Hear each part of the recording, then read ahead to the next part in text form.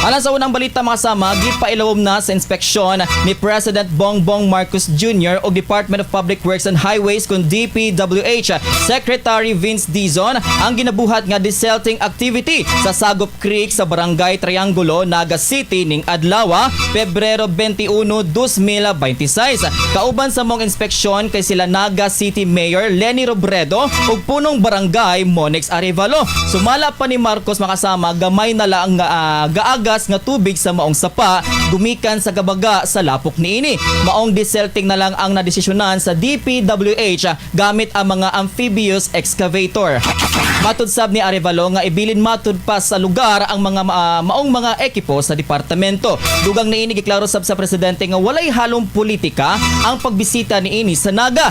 Gani matud pa nga pinaka-politikal nga iyang gibuhat kay ang pagsuot niini og pink nga medyas in honor kang Leni Robredo. Ato paminaw na tipik sa pamahayag ni President Bongbong Marcos Jr. Alam mo, hindi namin pinag-uusapan yun.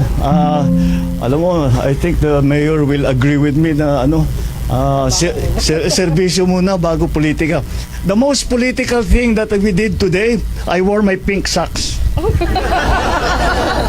My pink socks in honor of Mayor Leni. Serbisyo muna bago politika. Marami pang kailangan gawin. Marami pa kaming kailangan gawin.